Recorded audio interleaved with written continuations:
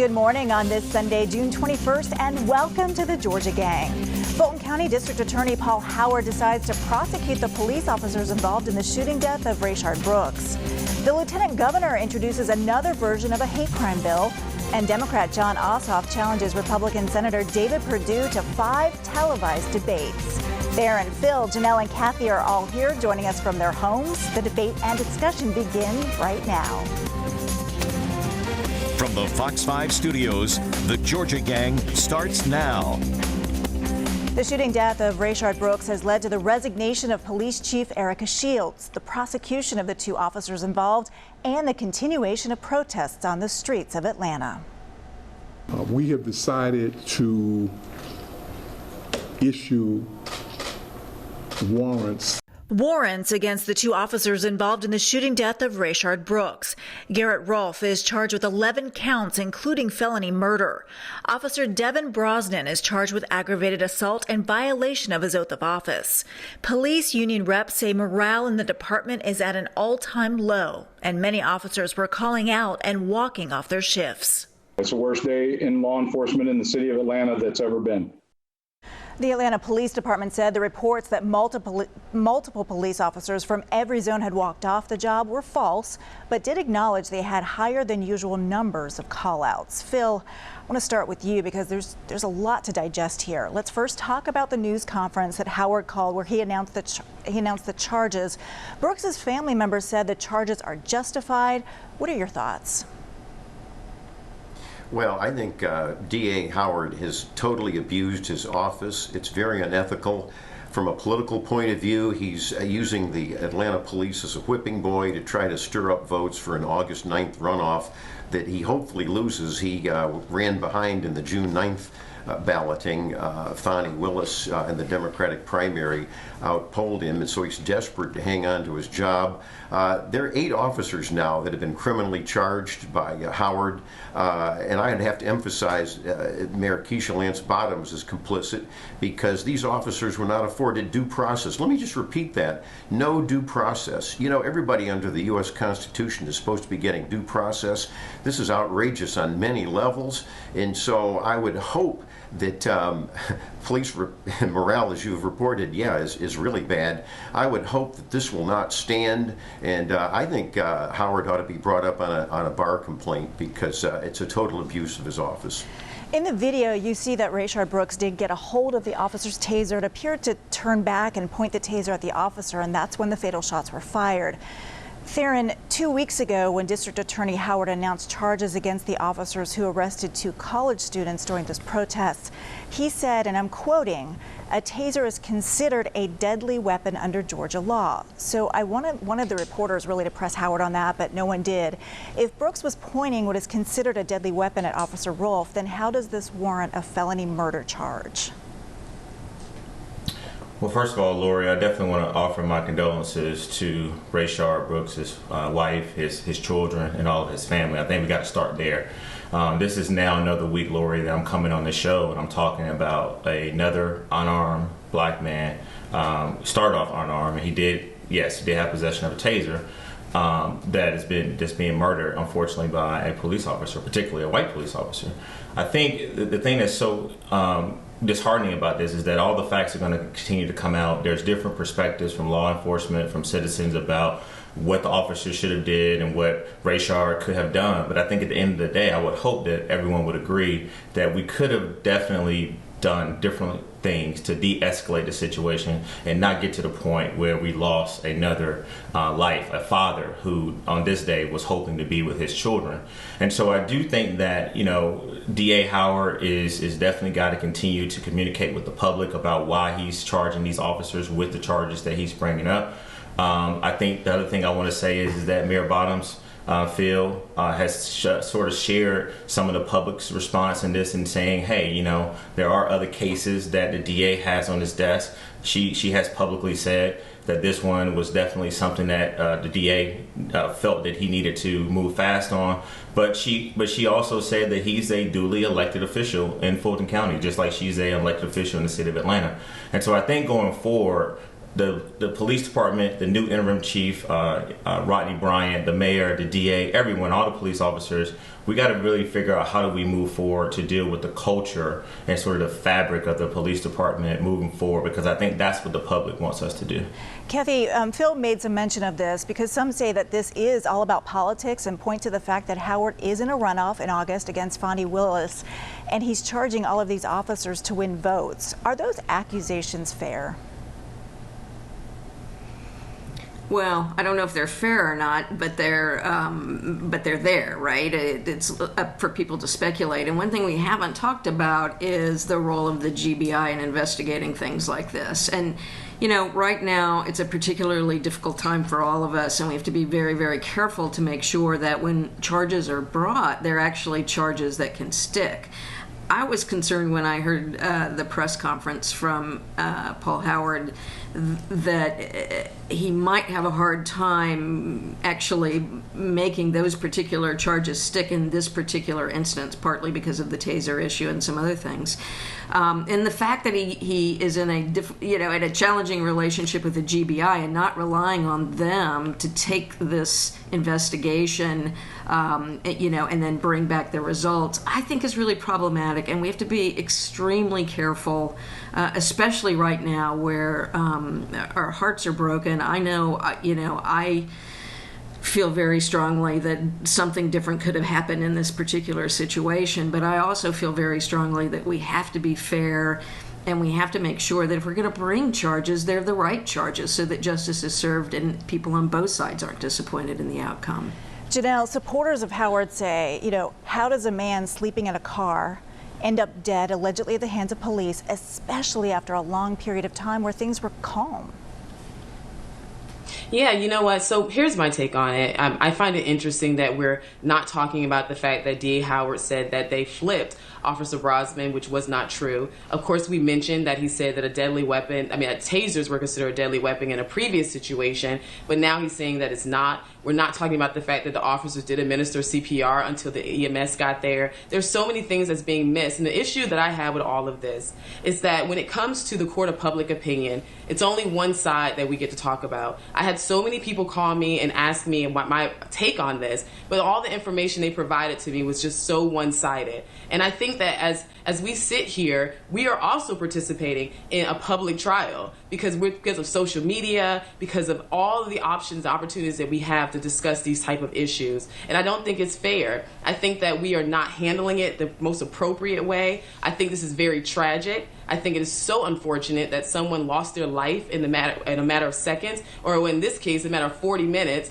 after talking to the officers for a long period of time and then making a bad decision. We don't talk about the fact that the officers were concussed. And I'm not sitting here to make a case for either one side or the other. I'm just saying that I don't think we're talking about this case holistically. I don't think that's fair. And we just have to be mindful that the public opinions and the court of public opinion can definitely shine a dark cloud over one side versus the other. Very good point. And Theron mentioned, there's a lot of facts still to come out. Theron, I want to ask you, what does Mayor Bottoms do about low morale at the Atlanta Police Department? I mean, she even said, it's really tenfold this week. Well, Lori, I think she's got to continue to do what she did this week. I mean, she said in her press conference that morale was low, so she admitted it, right? But let's also be fair. I mean, morale in APD had been low before the unfortunate death of Rayshard Brooks, based on what we were seeing around the country, because they were seeing the protests from Breonna Taylor, they were seeing the protests from George Floyd, and also I think officers were looking very closely at what happened with Ahmaud Arbery. And so I want to be clear. I think that it wasn't as low then as it is now, but I do think that we need to make sure that we really wrap our arms around the police officers that want to do good, that want to honor their oath and show up every single day and put their lives on the lines for us to protect us. But the mayor said, Lori, that it is very concerning to her, and she wants officers to feel like they have her support. But she also said that she wants them to honor their oath and to make sure that on good days and bad days, with the support of her office and administration and the council, to come to work every day to fulfill their duties. And so this is very concerning to her. That's why you saw sweeping changes with new executive orders that she put out, because this is her number one priority right now. All right, we'll have to leave it there. We're out of time. Coming up, will the events of this week push Georgia legislators to adopt a new hate crime law? We'll discuss straight ahead. Have a question or comment for the Georgia Gang? Email them at georgiagang@foxtv.com. Through a recognition of tragic case after tragic case, that a simple sentencing enhancement does not go far enough to deter and punish a hate crime. Lieutenant Governor Jeff Duncan unveiled his version of a hate crime bill that is much different than the House version. Phil, I want to start with you. Duncan's version makes a hate crime a standalone charge, while the House version is added punishment to an already existing charge. Democrats and some Republicans are worried it will take too long to come up with a compromise before this short session ends. What are your thoughts on this? It could be kicked over to the next General Assembly session in January. That's a possibility. But the Lieutenant Governor made a point that I've been making on the broadcast the last couple of weeks, and that is that the House version is just simply a sentencing enhancement bill. Just looking at it from a purely legal perspective, the proposal by the Lieutenant Governor is very well written. It had some good lawyers doing it. It actually defines what a hate crime is as opposed to the vague House version. And I also like the fact that if you're going to have this, have it decided by a jury. The House version has it just as a judge, and so they're very different versions. I don't like Janelle mentioned last week, I don't like to just be imposing mandatory sentences. If there's a murder, it's a murder, and if it's motivated by some type of racial animus, then you could enhance a sentence. I also think there's going to be an amendment that if you're going to protect minorities with hate crime, let's protect the police. We've talked about the abuse that they suffer from rioters and radicals, and you'll see that amendment. So I don't know if it's going to pass in this very short session right now. Janelle, these two bills seem pretty far apart. I know Duncan's requires a reporting on behalf of the police of hate crimes. Do you think that lawmakers will be able to get this done? I don't know if they're going to be able to get it done or not, but I am, I guess, happy to see that there's more detailed aspects of the bill. But you know where I stand on this. I'm not a fan of having to police our judges. If something constitutes a hate crime or is done as a result of hate towards someone based on whatever it is, I think that the judge should be able to make a decision that is fair and to determine what the outcome should be in these cases. So I'm just not a fan of hate crimes. I think there's so many more bills that we can reform that will lead to a much bigger change and more positive results. Theron, Janelle says she's not in favor of these hate crime bills. Do you favor the House version or the Senate version? Well, Lori, I think that it's to be determined. I think the first thing we got to say for our viewers is that the House version, which is HB 426, was introduced over 430 days ago. It was introduced and passed the House in March of last year, in March of 2019. And so while I do commend the Lieutenant Governor for stepping up and sort of introducing his version of the hate crimes bill, but I think we got to make sure our viewers understand that this piece of legislation that we're sort of debating right now has always been there. But I think going forward, the Lieutenant Governor definitely sent a very strong signal to his caucus that he wants them to support this bill. So now here, how do we move forward? My Republican sources and Democratic sources are telling me that there was some talk this week to see if there were certain things in the Lieutenant Governor's bill that could actually be amended, to Phil's point, to add into the House bill, or to try to really maybe take some things from the House bill and add it to the Senate bill. Unfortunately, I don't think that there was much progress on that. But back to the timing, we're now less than, I think, roughly about 7 legislative days left, so we don't have much time. And I do know that this is a shared commitment from Democrats and Republicans to get a hate crimes legislative bill passed this session. I am very worried that if they don't come together very soon, that we're going to run out of time and we're not going to pass a hate crimes bill that is very, very much needed in our state right now. We are running out of time in this block, so I want to switch gears. Kathy, in the recent Georgia primary, Democrats outpaced Republicans when it came to the number of ballots cast. Does this further prove that Georgia is a battleground state? Oh, Georgia's a battleground state. Just the sheer quality of the elections that are up. 2 Senate seats. That doesn't ever happen. at least 2 congressional seats that are highly competitive, and then an additional one that is open that may be less competitive, but we'll probably talk about that one in a minute. Plus, I think the Georgia Democrats will flip the House, and there is some real potential, looking at the vote counts that came in, that the Senate could actually flip.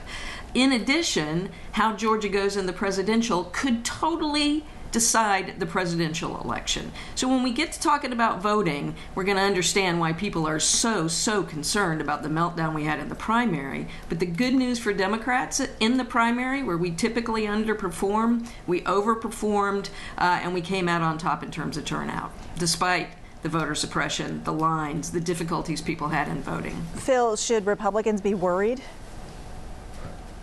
Well, I think all of the panelists here agree we're a battleground state, and both parties ought to be worried. We're going to have a close election in November. I would point out that there was a lot of unopposed Republicans. It was a party primary. There were a lot more opposition in the Democratic primary, where Democrats had to choose. So naturally your votes are going to be down. That occurs. I might remind viewers that 1.2 million Republicans voted in the 2016 presidential primary. That was competitive. You only had a little less than 1 million Republicans vote. So you had Republican votes down in reliable Republican areas around the state. It'll be very competitive. Theron and I talked a little bit last week on how you target your money. There's going to be a lot of money poured into this state, and so you'll have to watch the targeting and how you get turnout out. That's one thing we can all agree on, the amount of money pouring into Georgia. Thanks, everybody. Coming up, Democrat Jon Ossoff wants to see Republican incumbent Senator David Perdue on the debate stage 5 times. We'll discuss the chances of that happening next. Join the discussion on the Georgia Gang Facebook page and watch past episodes on the Georgia Gang YouTube channel. Give the voters the debates they deserve. That's what Democrat Jon Ossoff had to say when challenging the Republican incumbent Senator David Perdue to 5 debates before Election Day in November. Janelle, do you think the chances of Senator Perdue debating Ossoff on 5 different occasions are good? Well, here's the thing. I don't think Senator Perdue needs 5 debates in order to prove that he is the better candidate. However, I do find it interesting, and I'm actually looking forward to debates during this election cycle.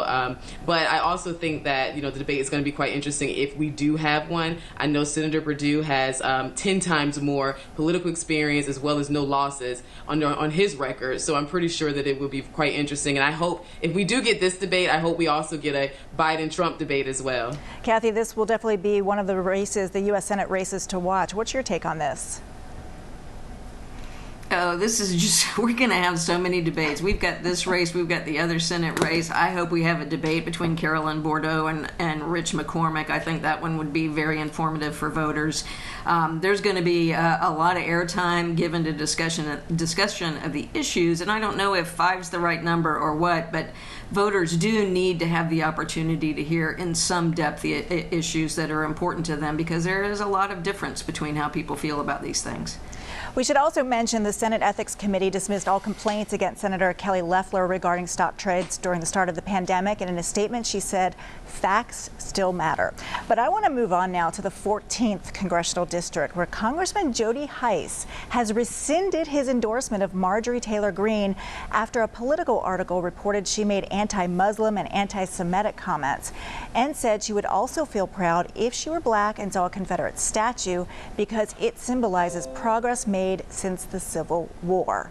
Theron, lots of Republicans are distancing themselves from her. What are your thoughts about this? I mean, it's just really unfortunate. I mean, I've been reading more and more about this, Lori.